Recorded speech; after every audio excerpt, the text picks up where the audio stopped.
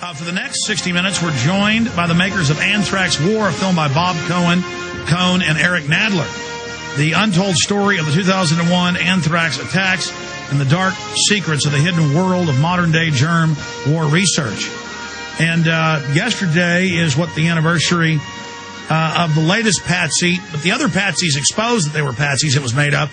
They went ahead and murdered this patsy, killed him with drugs in a mental institution, but didn't say in the news that the government had grabbed him and done this. He'd actually been researching what really happened, so they had to get rid of him. We actually know who mailed out the anthrax, but they're a foreign national intelligence agent, so they can't be messed with. First, the FBI said it was brewed up in somebody's basement, and then it came out as the most weaponized U.S. government version out there. But this covers the history of it and so much more. They got incredible interviews with government officials, you name it, in this film. They got an interview with the South African race-specific bioweapons guy. I don't know how they got all these interviews. TV Guide called it downright terrifying. I was so tense, I literally forgot to breathe. Scary and troubling, daily cause, important buzz flash, makes a landmark contribution to exposing a story which until now has barely touched the headlines.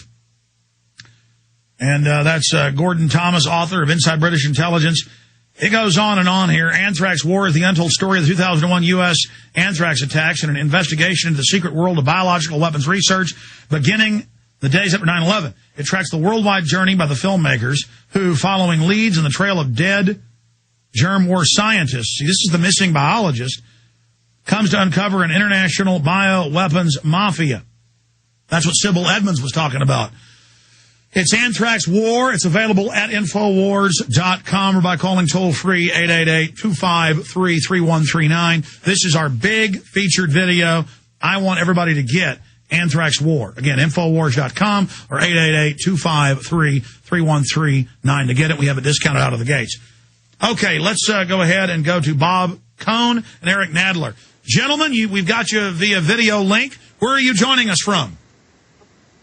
We're in New York City, Alex. Great to be with you. Yeah, you guys, it looks good. I love this technology getting better and better. Here we are reaching millions of people on the audio and the video, and here we are talking to you in New York. Good to have you here with us. Thank you, Alex. Okay, we're about to break and come back, and some stations join us, but how did you get into the whole anthrax story as filmmakers? What made you decide to go on this dangerous mission? Well, we lived here, Alex. We lived here in New York when the anthrax letters were delivered. And basically, the 9/11 attacks plus the anthrax letters was a 1-2 punch against the Republic, as we saw it. And we're sophisticated journalists, investigative journalists with all kinds of experience for mainstream news media. And when we decided to investigate this, we thought this was the biggest story one could possibly investigate, the largest serial killing that the FBI wouldn't really solve for 6, 7 to 8 years. And when they finally did say they solved it, it was so clearly a patsy that they put down that it was an insult to our intelligence as mainstream journalists. And thus we had to continue the investigation on our own. Yeah, in fact, you guys have worked for CNN, Rolling Stone, you name it. You guys are award-winning journalists and filmmakers. Previously to this, you bring a lot of research and gravitas to this. So when we go to break here in about 30 seconds, I'm going to come back, introduce you to the full audience. Some stations don't carry the first 5-minute segment, and we will continue laying out this saga. But, folks, I'm telling you, this film is a barn burner, and everybody you know needs to see it, because it opens up the whole world of BioShield and the 36 bioweapons labs and the vaccines and who these people are. This is a film that can really wake people up. Anthrax-War, available at Infowars.com right now. Be sure and get it. Just came out. This is Alex Jones. Have you heard of the Millionaire Patriot? Well, you should. He has a free handgun and 5 days of firearms training waiting for you. That's right. You can attend 5 days of world-class gun training at Front Sight Firearms Training Institute and secure a 30-state concealed weapons permit, all for pennies on the dollar. Plus, if you act fast, the Millionaire Patriot will give you a free Springfield Armory XD pistol in the caliber of your choice. I believe now is the time that you and your family need to be armed and trained to levels that exceed law enforcement and military standards. Front Sight provides such training without any boot camp mentality or drill instructor attitudes. This is real. Don't miss out. Secure a Front Sight defensive handgun course, plus a 30-state concealed weapons permit for pennies on the dollar, and get your free handgun. Go to frontsight.com today. That's FRONTSIGHT.com. Go to frontsight.com for your training and free gun. And now, live from Austin, Texas, Alex Jones. Anthrax-War, the untold story of the 2001 anthrax attacks and the dark secrets of the hidden world of modern-day germ warfare research. We have two amazing investigative journalists with us who made this film. I tried to read their whole bios. We've run out of time, but Bob Coen is a filmmaker, journalist, and war correspondent whose work is always focused on uncovering hidden truths. He was based in Africa for 15 years. I'd like to get him on and just talk about those adventures in perspective. And was a correspondent for CNN International. He has received major prizes for Best Television War Correspondent for reporting from Liberia. He was also made award-winning films, which include Mozambique, The Struggle for Survival, Angola, Triumph and Tragedy, and Blood and Memory has been broadcast on CNN International, National Geographic, PBS, and Channel 4 UK, among others. He is also a consultant to the United Nations in conflict zones and humanitarian emergencies. Eric Nadler is an author, TV producer, and filmmaker. He has written for Rolling Stone, Mother Jones, Harper's, New Republic, and has had his films been featured in PBS, Sundance Channel, Court TV, United States, and broadcast internationally. He's produced several PBS frontline programs, including BCCI, Bank of Crooks and Criminals. Got to get him on about that, Clark Clifford. And The Secret Arming of Saudi Arabia, his theatrical film. And it just goes on and on.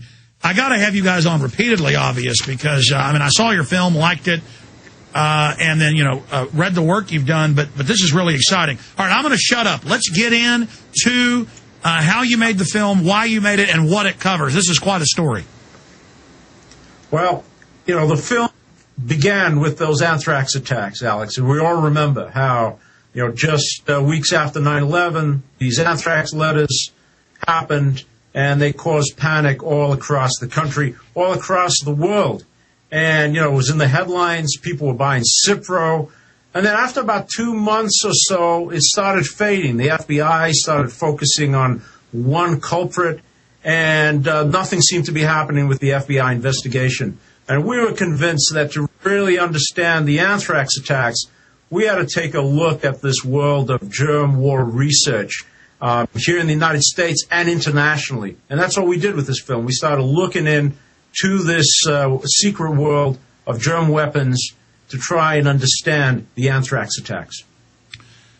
Again, that voice or that person you see at prisonplanet.tv is Bob Coen.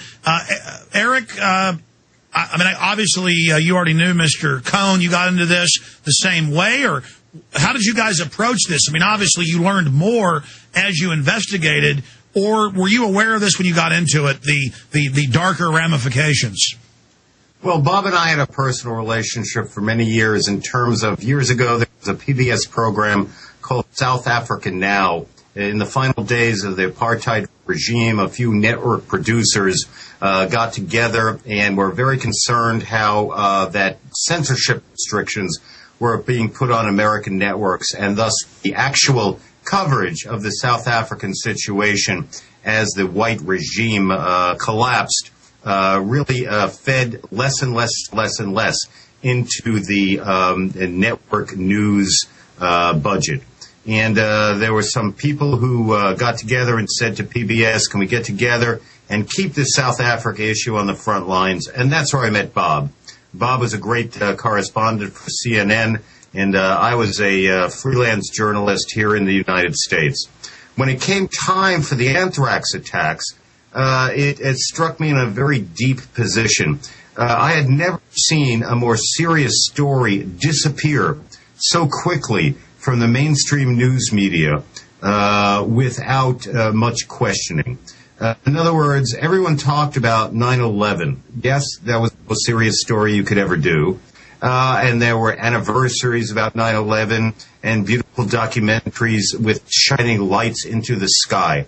But when it came to the anthrax attacks, there was silence. And the anthrax attacks, as we say in our film, Anthrax-War, was a 1-2 punch against the Republic.